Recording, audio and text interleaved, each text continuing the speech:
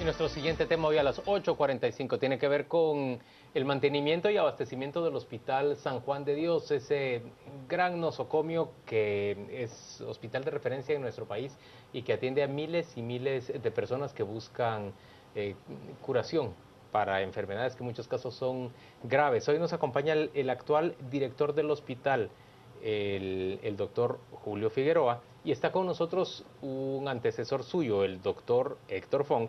Él fue director también del San Juan de Dios.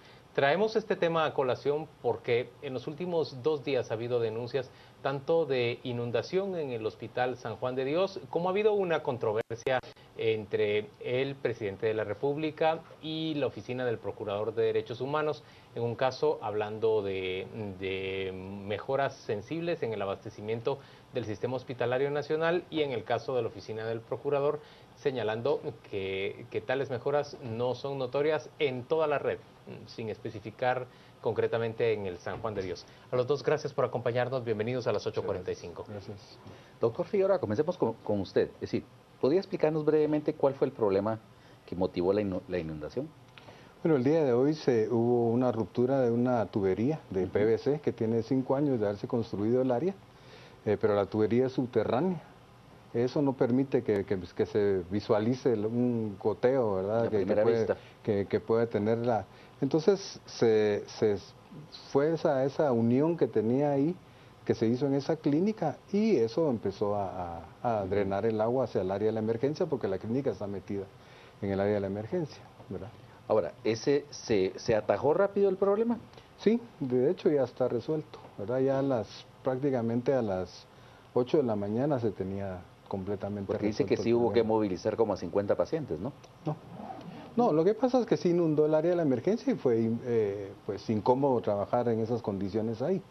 Pero no fue una inundación así severa, digámoslo. Desde ese punto de vista se salió el agua, alcanzó unos 3 centímetros probablemente de alto. ¿Y usted no lo considera un asunto grave y hasta cierto punto difícil de prever?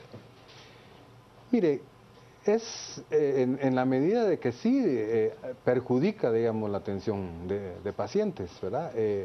Pero son situaciones que se pueden dar a cualquier nivel, pues, ¿verdad? No es una situación así muy difícil de que no se dé, pues, ¿verdad? O catastrófica, o que señale una situación catastrófica del hospital. ¿Usted no ve así al hospital en este momento? Catastrófico desde la perspectiva probablemente del edificio, no, definitivamente no. Ahora, digamos, el hospital es, junto con el Roosevelt, es uno de los grandes símbolos del sistema de salud guatemalteco, ¿no?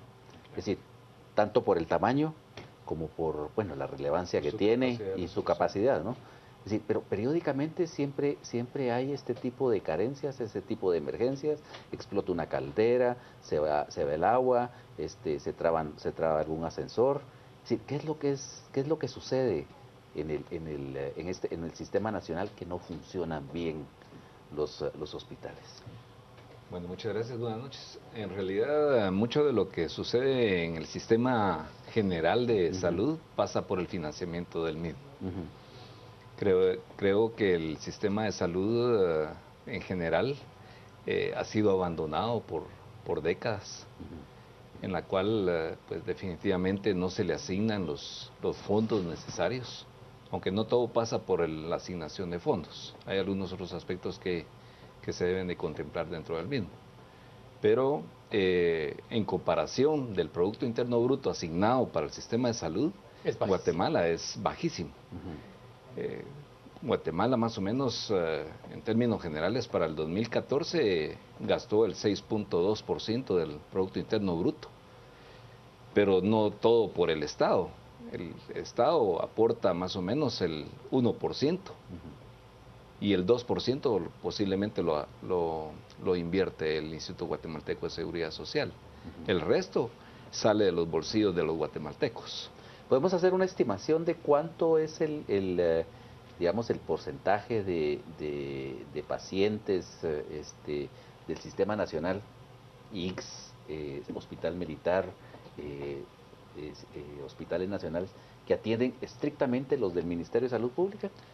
Bueno, se dice que Si hacemos una estimación, por ejemplo, andamos en unos 16 millones, el 18% de esa población la tiene el Instituto Guatemalteco de Seguridad Social. 18% totalidad. De su totalidad. Ajá. El 2% al 4% lo atiende el sector privado, la medicina privada. El resto le toca asignado al Ministerio de Salud Pública. Entonces, el sector privado tiene casi un 4% del Producto Interno Bruto y atiende un 4%. El Ministerio de Salud Pública tiene que hacerle frente al resto de la población con un 1% del Producto Interno Bruto.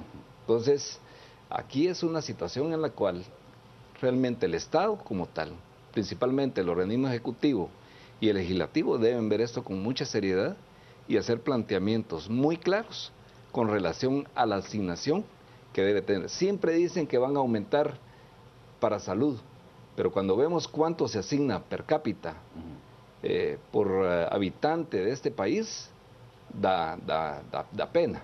Doctor Figueroa, la situación del hospital, usted tiene ya años de ser director del San Juan de Dios, ¿no? ¿Cuánto tiempo tiene de ser director del...? Un año y fracción. Un año y fracción, es decir, usted estuvo durante el gobierno de Otto Pérez Molina los últimos meses, los meses del gobierno de Alejandro Maldonado y lleva ya los 3 meses y piquito del gobierno Así es. de Jimmy Morales.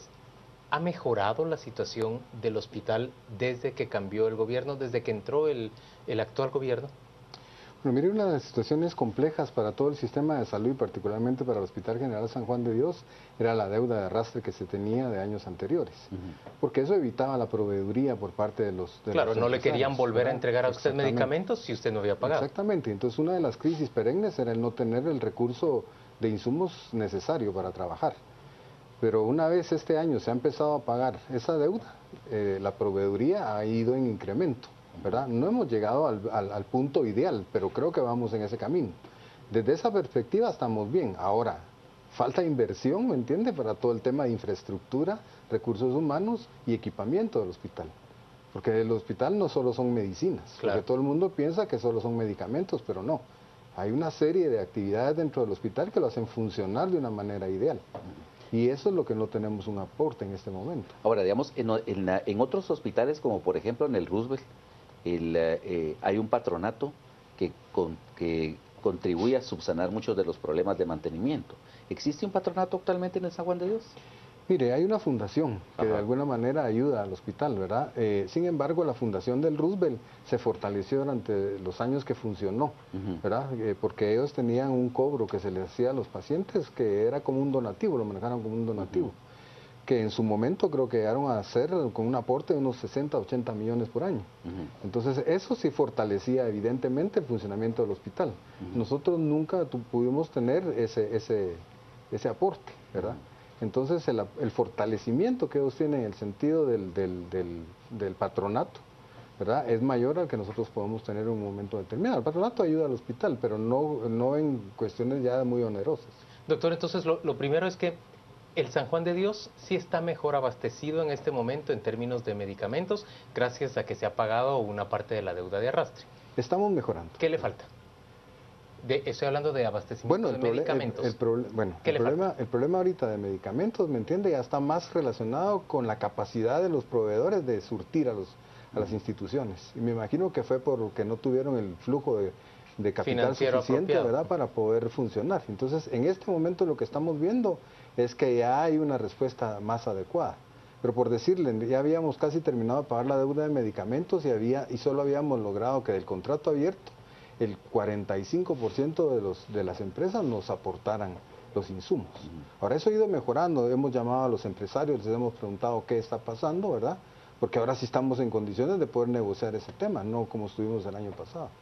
Ahora, digamos, uno de los grandes problemas que se reportaba o que se reporta en el sistema hospitalario nacional es que hoy es la ausencia de insumos, ¿no? Es decir, los médicos recetan y le piden al paciente que vaya a comprar las suturas, las agujas, es decir, las gasas, etcétera. Es decir, ¿eso ha sido siempre así en el sistema nacional? No, creo que desde el año pasado, básicamente fue cuando hizo realmente crisis el Sistema Nacional de Salud. Y eso es lo que está pasando ahorita, es un reflejo es un arrastre prácticamente de lo que ha venido sucediendo. Pero siempre el sistema ha estado desfinanciado.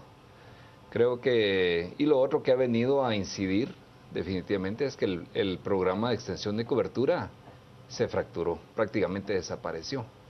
Porque a pesar de que era un programa modelo en realidad en Latinoamérica, las prácticas por las cuales se vinieron implementando, realmente lo hicieron desaparecer, ¿verdad?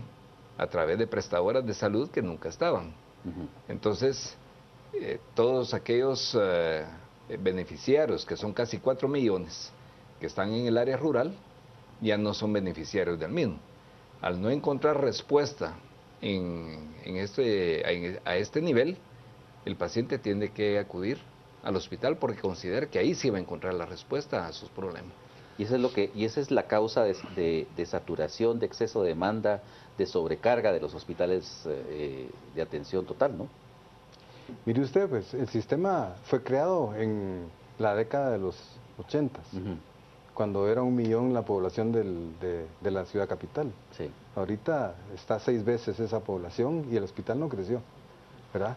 Entonces los hospitales se están volviendo insuficientes, no solo aquí, sino que en el interior del país también, porque no ha crecido el nivel de infraestructura de hospitalaria. Entonces cada día nos vemos más saturados, las necesidades de insumos son mayores, pero el aporte mire, partiendo de lo que se habló hace un rato, es decir, si el aporte del recurso económico es insuficiente, partiendo de ahí, con un PIB tan bajo, ¿verdad? Porque está asignado 1.2 al sector salud del Estado, lo demás está hacia el sector del ICSO, hacia el sector privado. Definitivamente es difícil trabajar de esa manera, ¿verdad? Por un lado tenemos la presión de generar la atención como se demanda, y por el otro lado no tenemos el aporte suficiente económico para mantener y sostener una atención de alta calidad. Ahora, ¿creen ustedes que puede haber durante este gobierno, bueno, puede haber un cambio a un modelo que sea más preventivo que curativo? Bueno, hay iniciativas ahorita que se están implementando. Hay un programa que se está implementando, tengo entendido, en Chiquimula, donde hay... O sea, digamos, sí hay algo, porque la impresión a veces que tiene este gobierno es que solo se están poniendo curitas y se está manteniendo una inercia de funcionamiento. Hay algunos proyectos que se están implementando, como decía, a nivel rural y comunitario, con un paquete básico de asistencia a las comunidades, en los cuales consisten médicos, enfermeras y todo, y los cuales pues les va a dar prestación. Doctor, ¿y cuánto tiempo toma, digamos, una vez que tengamos montado un sistema de atención primaria apropiado en el país, cuánto tiempo tomaría para que deje de sentirse en los hospitales de referencia la presión que en este momento se tiene porque simplemente no hay ninguna prevención? Bueno, debe de haber un mayor financiamiento, pasando por eso. Mayor financiamiento va a dar mayor capacidad de contratación de recurso humano, mayor infraestructura y mayor abastecimiento para estas unidades. Claro, pero si tuviéramos el sistema de primario de atención, se tomaría por lo menos, ¿cuánto? 2, 3 años para que empezara a dejarse de sentir tan abrumado en términos de demanda en los grandes hospitales del país. Pienso que es complejo responderle a eso, ¿verdad? Es bien difícil decir eso. Porque realmente eso va a depender también de la respuesta que tenga la población hacia un sistema preventivo de atención en salud.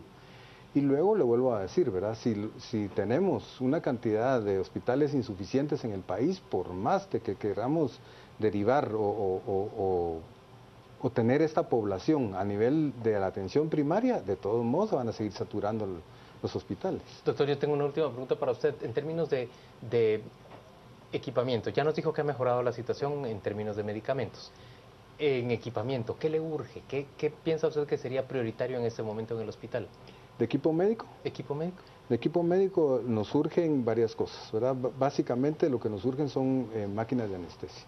Esta es una situación urgente dentro del hospital, y luego viene toda una serie de equipos como endoscopios, como broncoscopios, como equipos para videocirugía, ¿verdad? Para fortalecer todo el tema de la cirugía videolaparoscópica. Ya. Señores, gracias a ambos por acompañarnos a las 8:45. Vamos con nuestra compañera Rocío Lazo. Ella nos cuenta qué se dice en las redes sociales sobre el tema de la salud pública y la situación del Hospital San Juan de Dios.